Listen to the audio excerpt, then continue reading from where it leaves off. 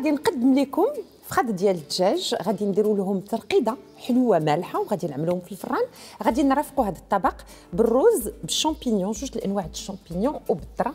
غادي نشوفوا طريقه التحضير ديال لا ماريناد اللي غادي نستعملوا باش نرقدوا فيها الفخاد ديال الدجاج. على فكره انا الفخاد ديال الدجاج حيدت لهم العظم، غادي نشوفوا كيفاش يمكن لنا نحيدوا العظم ديال فخاد الدجاج باش يلا غادي ندخل داك لا ماريناد في قلب من اللحم لداخل في داك المكان ديال العظم باش كيجي ملذذ لينا الفخاد ديال الدجاج. فغادي نحتاج باش نوجد هاد لا ماريناد او لا الصلصه ديال الترقاد ديال الدجاج، البصله اللي خديتو قطعه رقيقه، عندي الثومه، كاين عندنا لاصوص ديال الكاتشب، كاين لاصوص ديال الصوجا، المرق ديال الدجاج، وهنا عندنا الفلفله حاره غادي نستعملوها، وغادي نديروا شويه ديال السكر سنيده والملحه. فانا تكلمت في البدايه على النكهات اللي هي حلوه ومالحه، غادي تكون في نفس الوقت فيها داك شويه ديال الحروره، لان هاد ثلاثه ديال النكهات تيتواتاو مع بعضهم.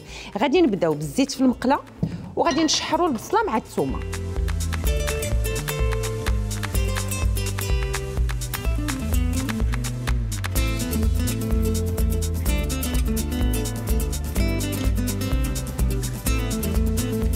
هنايا حمرت البصله شي شويه هي والثومه في الزيت. غادي نولي نضيف عليهم السكر باش غادي نعسلهم.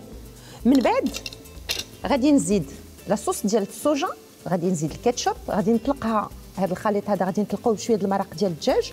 غادي نوليو نضيفوا شويه الملحه والفلفله حاره.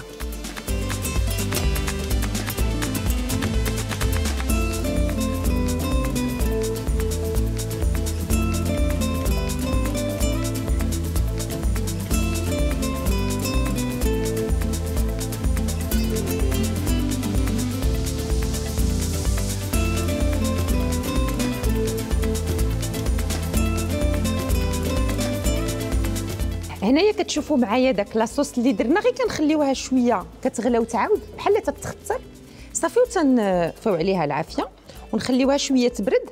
وخلال هذا الاثناء غادي ندوزو باش نشوفوا كيفاش غادي نحيدوا العظام للدجاج.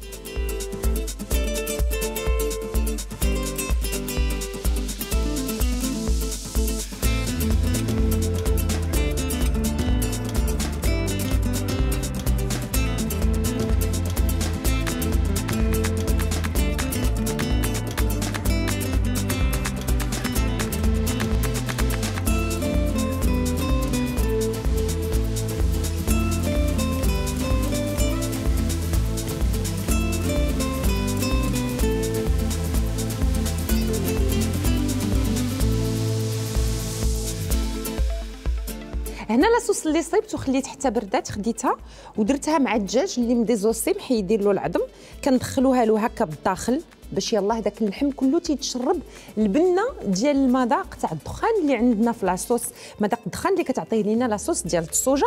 زدت الفلفله السودانيه ولا البابريكا حاره وكنرطبوهم وتنخليوهم. من الاحسن نوجدوهم على اتساع ونخليوهم واحد الساعتين هكذا مرقدين باش يلاه كيشربوا ويتنسموا بداك المذاق تاع لاصوص.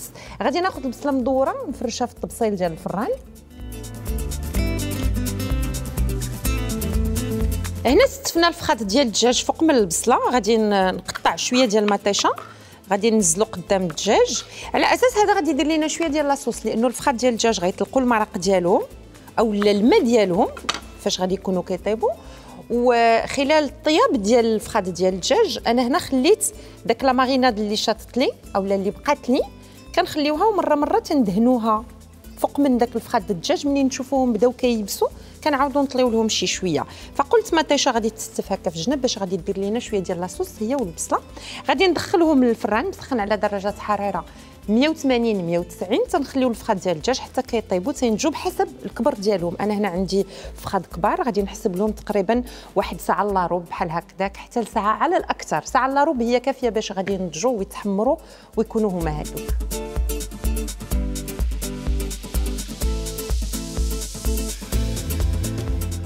باش نبقاو في نفس النكهات بالنسبه للرز اللي غادي يمشي مع الفخاد ديال الدجاج طايبين في الفران، غادي نستعملوا معاه لاصوص صوجا، البصله مع الثومه، الزعتره، كاين عندنا المرق ديال الدجاج. باش غادي نعطيو شويه ديال اللذه والبنه لهذا الخليط كامل غادي نستعملوا شويه ديال القشده الطريه. عندنا الفطر معلب، من الاحسن دائما كنقولها الا لقيتيو البيض طري كيجي احسن.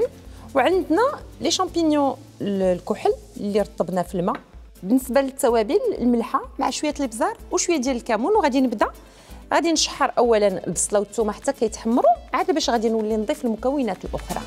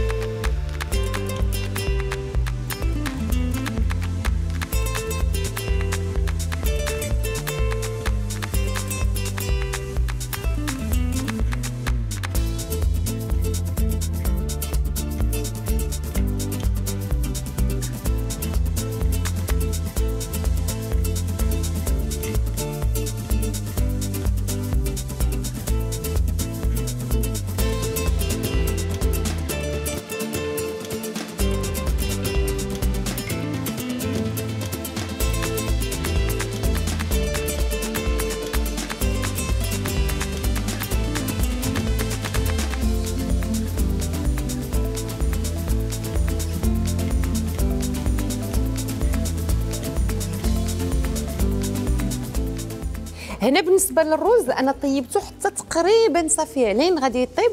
صفيته باش نخلي له القياس فين غادي يشرب هاد الصلصه هذه اللي عملت هنايا اللي وجدت واللي كتجي لذيذه بزاف.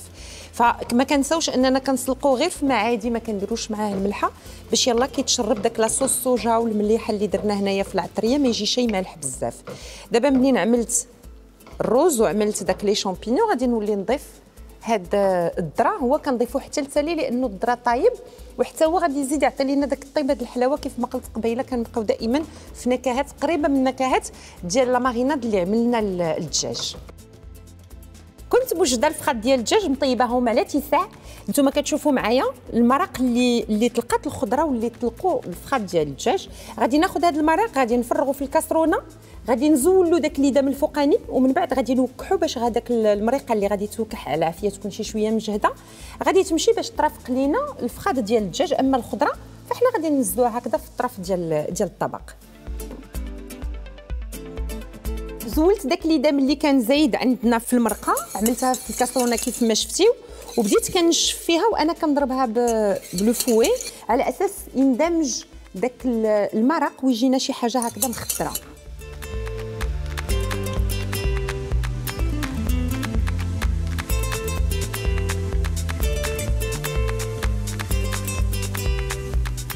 الفخاد ديال الدجاج تيجيو معسلين داك المريقه ديالهم اللي وكحنا تيجيو لذاذ بزاف. كنرافقوهم بالرز اللي ما كنساوش نزيدوا له الذره. نتلاقاو في حلقه اخرى مع وصفات جديده. الى اللقاء.